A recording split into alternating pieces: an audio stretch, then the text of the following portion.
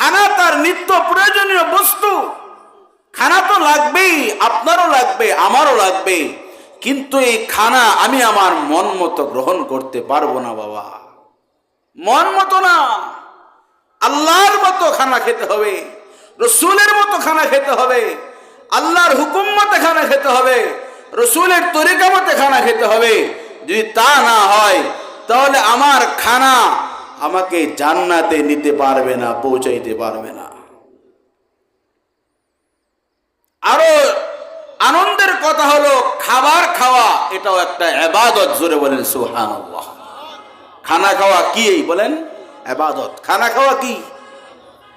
খানা যখন আপনি খাইতে যাবেন মনে মনে নিয়ত করবেন, আমি খানা খাইতেছি আল্লাহর হুকুমে খানা খাইতেছি, আল্লাহ হুকুম করেছেন খানা খাওয়ার জন্য, আমি আল্লাহর হুকুমে খানা খাইতেছি, নবীজির তরিকায় খানা খাইতেছি। এই খানা খায়া আমি আল্লাহর হুকুম আরো বেশি পালন করব, আমি আমার নবীর তরিকায় চলবো। বলে এই নিয়তে এইভাবে যদি আপনি খানা খাইতে পারেন, এই খানা খাইতে যত সময় যাবে এই সব সময়টুকুর বিনিময়ে আল্লাহ পাক আপনার আমল নামায় ইবাদতের নেকি লিখে দিবে। আপনি খানা খাইলেন কোন জায়গায় বসে, নবীর তরিকায় খানা খাইলেন, এই খানার সময়টুকু নষ্ট হয় নাই, এই সময়টুকুর বিনিময়ে আল্লাহ পাক আপনার আমল নামায় ইবাদতের নেকি লিখে দেবে। সুতরাং কোনো চিন্তা নাই, সময় নষ্ট হয় নাই।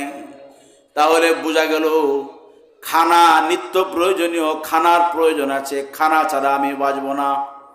খাবার ছাড়া আমার নামাজ হবে না, খাবার ছাড়া আমার রোজা হবে না, খাবার ছাড়া আমার তেলাওয়াত করা যাবে না, খাবার ছাড়া জিকির করা যাবে না, খানা ছাড়া শরীর দুর্বল হয়ে যাবে, নামাজ আমি পড়তে পারবো না, তেলাওয়াত আমি করতে পারবো না, জিকির আমি করতে পারবো না।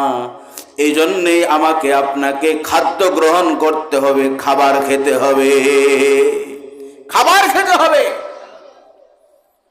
কিন্তু আল্লাহ তাআলা খাবারের জন্য নীতিমালা নির্ধারণ করে দিলেন। আল্লাহ শুধু এ কথা বলে নাই খাও খাও, এটা বলে নাই।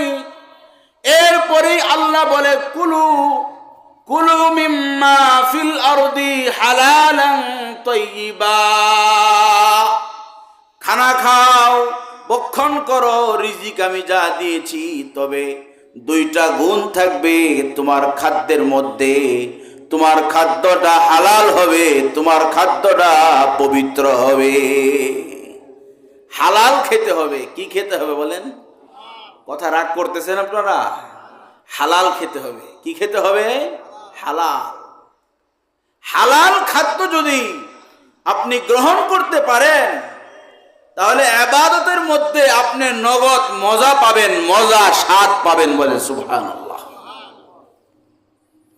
যারা হালাল খায়, ইবাদত করে, চেপা শুটকি খায় কিন্তু হালাল খায়, এরপরে তাদেরকে জিজ্ঞেস করবেন ইবাদত করতে কত স্বাদ লাগে, মজা লাগে। শেষ রাত্রে লেপ ফালায়া দিয়া, কম্বল ফালায়া দিয়া, ঠান্ডা পানি দিয়া ওযু কইরা ফজরের নামাজ পড়তে কি মজা লাগে। ওই মানুষগুলাকে জিজ্ঞেস করেন যারা হালাল খায়, ইবাদত করে। যারা হালাল খানা খায় এদেরকে আসলে শেষ রাত্রে বিছানার মধ্যে রাখা যায় না। কেমন জানি শরীরের মধ্যে কম্পন পয়দা হয়ে যাও, একদিকে মুয়াজ্জিনের আযান শুরু হয়ে যাও, আসসালাতু খায়রুম মিনান নাওম, একদিক থেকে আওয়াজ আসে কানে বাড়ি খা, আবার আরেক দিকে শরীরের মধ্যে ঠান্ডা লাগে। আরামটাকে লাথি মেরে ফালায়া দিয়া ওই আজানের জবাব দিয়া সাথে সাথে ঘর থেকে উঠে ঠান্ডা পানি দিয়া ওযু করে নামাজে দাঁড়ায়া যা।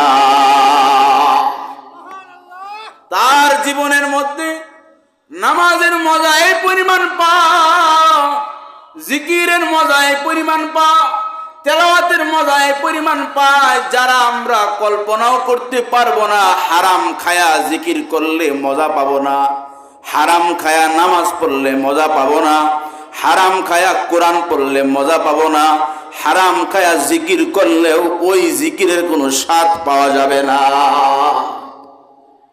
ওই জিকিরে কি পাওয়া যাবে না বলেন? স্বাদ পাওয়া যাবে না। এই জন্যই আল্লাহ রাব্বুল আলামিন বলেন, ইয়া আইয়ুহাল্লাযীনা আমানু কুলু মিন তাইয়্যিবাতি মা রাযাকনাকুম ওয়াশকুরু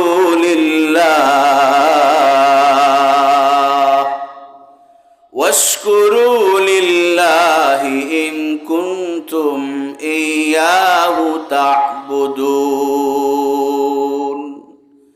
আল্লাহ তাআলা বলেন, হে ঈমানদারেরা, কাফেরদেরকে আল্লাহ ডাক দেয় নাই, ইহুদিদেরকে ডাক দেয় নাই, নাসারাদেরকে ডাক দেয় নাই, হিন্দু বৌদ্ধ উপজাতি কাউকে আল্লাহ ডাকে নাই। আল্লাহ তাআলা আপনার আমার মতো মুমিন মুসলমানকেই ডেকেছেন, আপনার আমার মতো মুমিনকেই ডেকেছেন, কালিমাওয়ালাকেই ডেকেছেন। কি ডেকেন, কি বলেন আল্লাহ? আল্লাহ বলেন, কুলু মিন তাইয়্যিবাত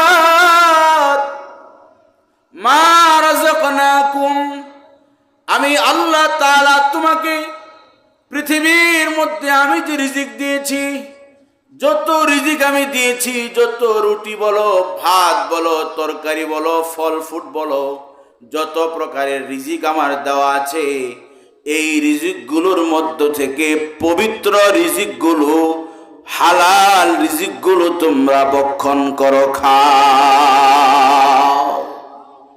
কি খাইতে বললেন? আওয়াজ করে বলেন, কি খাইতে বললেন আল্লাহ? হালাল, পরিষ্কার কথা। হালাল রিজিক ভক্ষণ করো। আল্লাহ এখানে চায়ের ব্যবসায়ীকে আলাদা করে নাই, শিল্পপতিকে আলাদা করে নাই, চাকরিজীবীকে আলাদা করে নাই, কৃষককে আলাদা করে নাই, ব্যবসায়ীকে আলাদা করে নাই। আল্লাহ তাআলা সমস্ত মুমিন মুসলমান নরনারীদেরকে আল্লাহ তাআলা জানায় দিতেছেন, হে মুমিনরা, তোমরা আমার দেওয়া হালাল রিজিক ভক্ষণ করো, হালাল খাও, হালাল খাও। পরে আল্লাহ বলে, হালাল খায়া ওয়াশকুরু লিল্লাহ, আল্লাহ পাকের কৃতজ্ঞতা আদায় করো। ইন কুনতুম ইয়্যাহু তা'বুদুন, যদি তারই তোমরা ইবাদত করে থাকো, যদি তাকেই উপাসনা করো, যদি তাকেই খোদা মানো, তাহলে তোমরা হালাল খানা দ্বারা হালাল ভক্ষণ করো, হালাল রিজিক গ্রহণ করো। আমরা সবাই কার ইবাদত করি? আওয়াজ করে বলেন, আওয়াজ করে বলেন, কার ইবাদত করি? আমরা কার গোলাম? আল্লাহর গোলাম বললেই চলবে না। আল্লাহ বলে, যদি তোমরা আমার গোলামি করো, আমার বন্দেগী করো, তাহলে তোমরা হালাল খাও, হালাল খাও, হারাম খাও না, হালাল খাও, হারাম খাও না, পবিত্র খাও, অপবিত্র খাও না। তাহলে খাইতে হবে আমাদেরকে হালাল।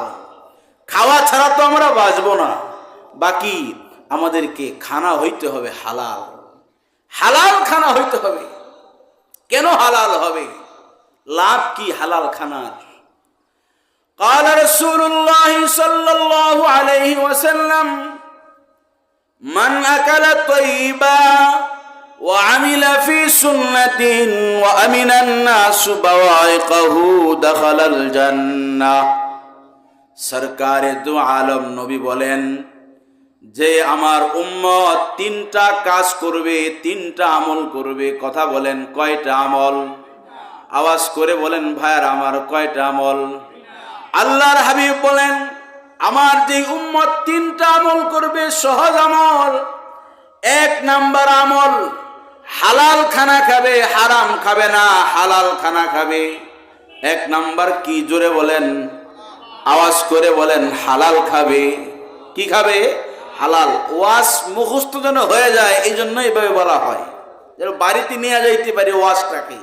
ওয়াজ যেন এই পর্যন্তই না থাকে, এই জন্য মূলত আপনাদেরকে বলাইতেছি। তিনটা আমল নবী বলেন, কয়টা আমল? কয়টা আমল? তিনটা আমল। নাম্বার 1, হালাল খানা খাবে।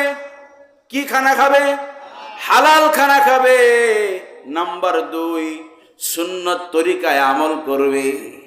কি তরিকায় আমল করবে বলেন? সুন্নত তরিকায় আমল করবে।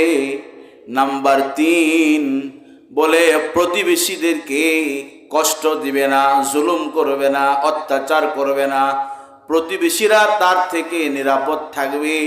এই 3 আমল যেই মানুষ করবে, আল্লাহর নবী বলেন সোজা জান্নাতে যাবে।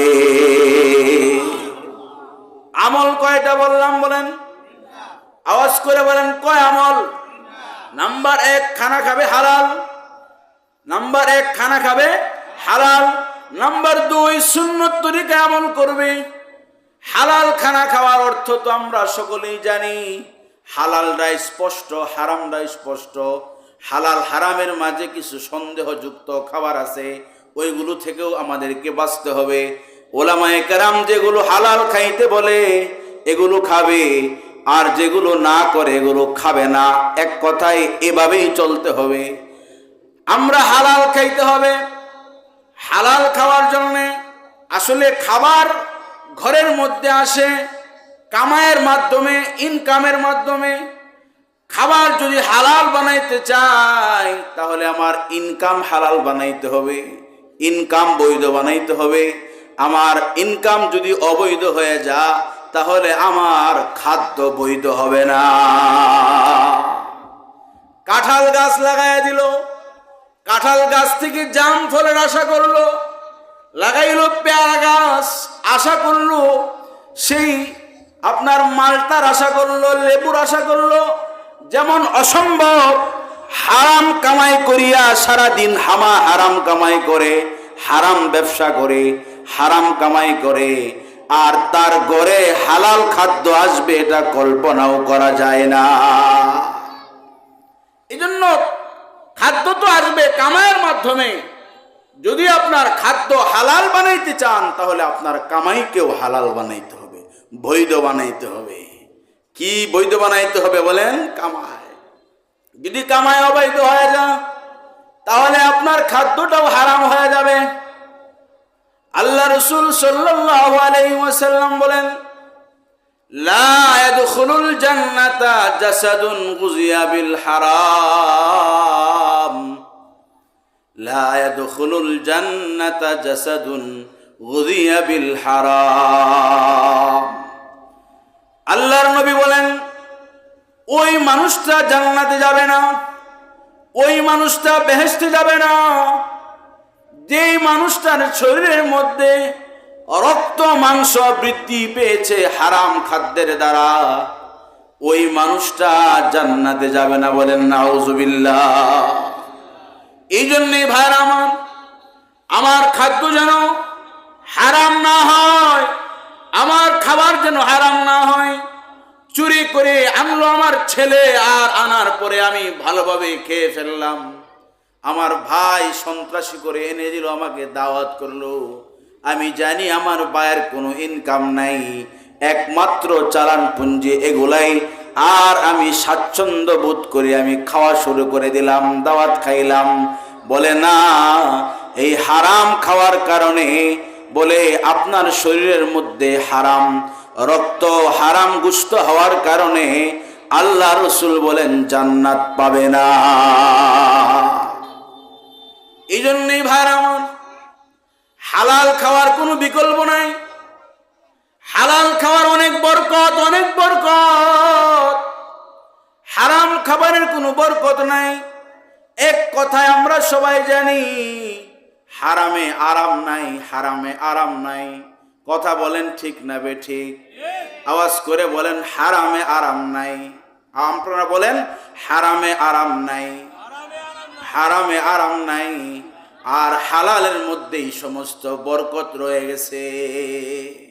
দেখেন নাই, হারাম কামাই করে যারা বিভিন্ন ভাবে বিভিন্ন সহায় সম্পদের মালিক হয়ে গিয়েছিলেন, বা কিয়ামত পর্যন্ত যারাই হবেন, যারা হয়েছে তাদেরও শান্তি নাই। যারা হবে ভবিষ্যতে এদেরকেও কোনো শান্তিতে বসবাস করতে পারবে না। কথা বলেন ঠিক না বেঠিক? কেন? হারামের সম্পর্ক নাই। হারাম কামাই করেছো, হারাম রুজি করেছো, তোমার ঠিকানা আরামের সাথে হবে কিভাবে তুমি বুঝলা? হয়তো আরামটা 2-4 দিন, 5 দিন, 5 বছর, 10 বছর, 20 বছরের, এরপরে আরে আরাম হবে না, বেআরামে পরিণত হবে।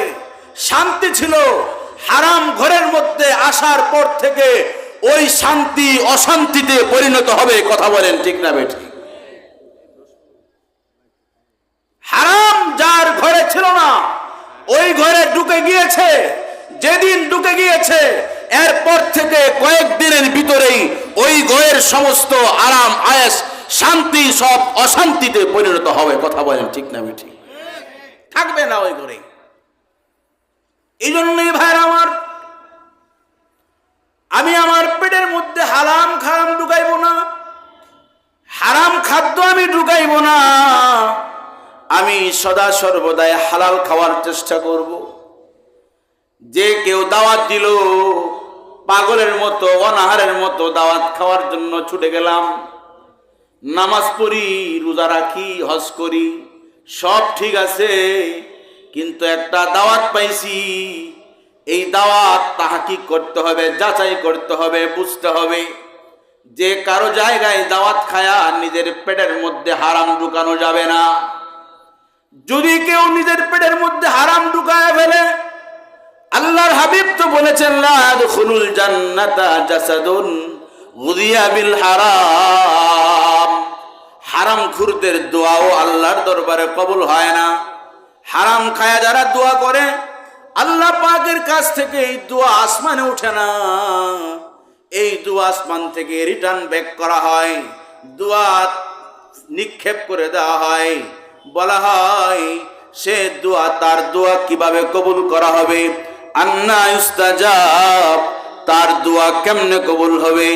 তার শরীরের পোশাকটা হারাম, তার টুপিটা হারাম টাকার কিনা, তার খাদ্যটা হারাম টাকার খাদ্য, তার লেবাসটা হারামের লেবাস, তাহলে তার দোয়া কিভাবে কবুল হবে?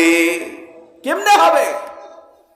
এই জন্য ভাইয়ের আমার, হারামের মধ্যে আরাম নাই, হালালের মধ্যে আল্লাহ তাআলা বরকত রেখে দিয়েছেন, বরকত রেখে দিয়েছেন। হালাল খাদ্য যদি অল্প খান, এরপরও আপনার শরীরটা মজবুত হবে, ইমানের বলিয়ানে বলিয়ান হবে, ইমানের পাওয়ারে পাওয়ারফুল হবে আপনার দেহটা, আপনার ইমানটা মজবুত হবে, আপনার আমলগুলা মজবুত হবে, আপনার খাদ্যটা হালাল হওয়ার কারণে, হালাল হওয়ার কারণে আপনার ইমান এবং আমলের মধ্যে বরকতি হবে, মজবুতি হবে, এবং আপনার ইমান আমলের মজা স্বাদ সবচেয়ে বেশি পাওয়া যাবে হালাল খাওয়ার পরে। একটা ঘটনা পাওয়া যায় ইমামে শাফি রহমতুল্লাহ আলাই এবং তার ছাত্র আহমদ ইবনে হাম্বল রহমতুল্লাহ আলাই, দুইজনের ব্যাপারে একটা ঘটনা কিতাবে পাওয়া যায়। জগৎ বিখ্যাত একজন ইমাম ছিলেন ইমামে শাফি রহমতুল্লাহ আলাই। 4 মাযহাবের এক মাযহাবের ইমাম ছিলেন ইমামে শাফি রহমতুল্লাহ আলাই। আরেক মাযহাবের ইমামের নাম ছিলেন ইমামে আহমদ বিন হাম্বল রহমতুল্লাহ আলাই। উভয়ে বড় আল্লাহওয়ালা, বড় বুজুর্গ, বড় জ্ঞানী গুণী, বড় ইমাম ছিলেন তারা। ইমামে শাফি রহমতুল্লাহ আলাই এর ছাত্র হলেন ইমামে আহমদ বিন হাম্বল রহমতুল্লাহ আলাই। ইমামে শাফি রহমতুল্লাহ আলাই কোনো একদিন হযরতে ইমামে আহমদ বিন হাম্বল রহমতুল্লাহ আলাইকে দাওয়াত করলেন ওনার বাসায়। ওনার বাসায় দাওয়াত করলেন। উস্তাদের বাড়িতে ছাত্রের দাওয়াত, উস্তাদের বাড়িতে ছাত্রের দাওয়াত, আনন্দের বিষয়। যেই দিন সন্ধ্যাবেলায় দাওয়াত করা হলো, ইমামে শাফি রহমতুল্লাহ আলাই কত দূর আগায় গেলেন হযরতে আহমদ বিন হাম্বল রহমতুল্লাহ আলাইহির জন্য। ইমামে আহমদ বিন হাম্বল রহমতুল্লাহ আলাইহি আসতেছেন বাড়ির দিকে ইমামে শাফি রহমাতুল্লাহ আলাইহি। ইমামে শাফি রহমাতুল্লাহ আলাইহি তার ছাত্রের সম্মানার্থে স্বাগত জানাবার জন্য বাড়ি থেকে বের হয়ে আগায় আনতে গেলেন। কারণ তিনিও যদিও ছাত্র, তিনি একজন জামানার ইমাম, তিনি একজন বড় আল্লাহওয়ালা, বড় আলেম। ইমামে শাফি রহমাতুল্লাহ আলাইহি ইমামে আহমদ বিন হাম্বল রহমাতুল্লাহ আলাইহিকে আগায় এনে তিনি যেই রুমে তেনাকে রাখলেন, থাকতে দিলেন, ওই রুমের মধ্যে ইমামে আহমদ বিন হাম্বল রহমাতুল্লাহ আলাইহি রাতের খানা খেলেন। রাতের খানা খেয়ে তিনি রাতে ঘুমাইলেন, বিশ্রামে গেলেন। ইমামে আহমদ বিন হাম্বল রহমাতুল্লাহ আলাইহির কথা ইমামে শাফি রহমাতুল্লাহ আলাইহি বাসার মধ্যে সবাইকে বলে দিলেন, আজকে আমার বাড়িতে একজন বড় ইমাম, তিনি আমার ছাত্র, বড় আল্লাহওয়ালা, তিনি আসতেছেন আমার বাড়িতে। হযরত ইমামে শাফি রহমাতুল্লাহ আলাইহি তার একজন মেয়ে হযরত ইমামে আহমদ বিন হাম্বল রহমাতুল্লাহ আলাইহির জন্য শেষ রাত্রে উঠা ওযু কইরা তাহাজ্জুদের নামাজ পড়ার জন্য এক বদনা পানি, এক লোটা পানি আহমদ বিন হাম্বল রহমাতুল্লাহ আলাইহির রুমের কাছে রেখে দিলেন। বলে দিলেন, এখানে পানি রাখা আছে, যাতে শেষ রাত্রে উঠা তাহাজ্জুদের নামাজ পড়তে পারেন, আদায় করতে পারেন। এই জন্যে সকালবেলা ইমামে শাফি রহমাতুল্লাহ আলাইহি এর মেয়েটা, যেই মেয়েটা পানি রেখেছিলেন ওযু করে নামাজ পড়ার জন্যে, সকালবেলায় তিনি গিয়ে দেখলেন ওই পানিটা যেভাবে রেখেছিলেন ওইভাবেই রাখা আছে, পানি কোনো পরিবর্তন হয় নাই, বদনা ভরা পানি, ওই পানি ওভাবেই রাখা আছে।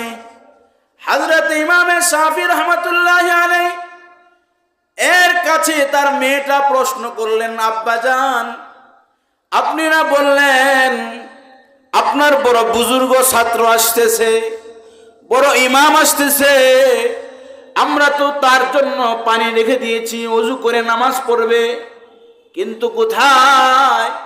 পানি যেভাবে দিয়েছিলাম ওভাবেই রয়ে গেল, ঘটনা কি বুঝলাম না। হযরত ইমামে শাফি রহমাতুল্লাহ আলাইহি হযরত আহমদ বিন হাম্বল রহমাতুল্লাহ আলাইহিকে জিজ্ঞেস করলেন, বাবা, ব্যাপার কি? তোমার জন্য পানি রেখে দেওয়া হয়েছিল, ওযু করে নামাজ পড়বে, কিন্তু তোমার ওযুর পানি রয়ে গেল, ঘটনা কি? কোনো সমস্যা হয়েছে কিনা বলো দেখি। হযরত আহমদ বিন হাম্বল রহমাতুল্লাহ আলাইহি বলেন, উস্তাদজি, আজকে রাত্রে আপনার বাড়িতে আমি হালাল খানা এই পরিমাণ খেয়েছি যে হালাল খানার বরকতে সারা রাত্র আমার ঘুম হয় নাই, সারা রাত্র ইবাদতের মধ্যে কাটিয়ে দিয়েছি। এই জন্যই ভাইরা আমার, হালাল খানার অনেক বরকত পাওয়া যায়। আপনি হালাল খাইবেন, আপনার শরীরের শক্তি নষ্ট হবে না, শরীরের রোগবালাই হবে না, তুলনামূলক কম হবে। হালাল খানা খাবেন, আল্লাহর কাছে দোয়া করবেন, আল্লাহর কাছে ফরিয়াদ জানাবেন, আল্লাহ তাআলা আপনার দোয়া সাথে সাথে কবুল করে নিবে। এই জন্যেই আমার আপনার জন্য উচিত হলো খানা হবে হালাল। কিন্তু আজকাল হালাল খানা খাওয়ার জন্য বললাম কামাই হতে হবে হালাল। যদি আমার কামাই হালাল না হয়, আমার খানাটাও হালাল হবে না, আমার খাদ্যটাও হালাল হবে না। যেরকম ভাবে খাদ্য হারাম হওয়ার জন্য ইনকাম হারাম হওয়া লাগে, আর প্রসিদ্ধ হারাম ইনকামের নাম হলো সুদের ব্যবসা। প্রসিদ্ধ হারাম ইনকামের নাম হলো সুদের ব্যবসা। কিসের ব্যবসা? জোরে বলেন। ঘুষের ব্যবসা, সুদের ব্যবসা, এগুলা হলো প্রসিদ্ধ হারাম কামাই। যারা সুদ খায়া নিজের ঘরে বড় বড় ভালো ভালো খাবারের ব্যবস্থা করবে, ঘুষ খায়া ঘুষের টাকা দেয়া যারা এই ব্যবস্থা করবে তাদের খাদ্যটা হারাম হওয়ার কারণে ওই ঘর থেকে আল্লাহর রহমত দূরে চলে যাবে, আল্লাহর বরকত দূরে চলে যাবে, আল্লাহর শান্তি দূরে চলে যাবে।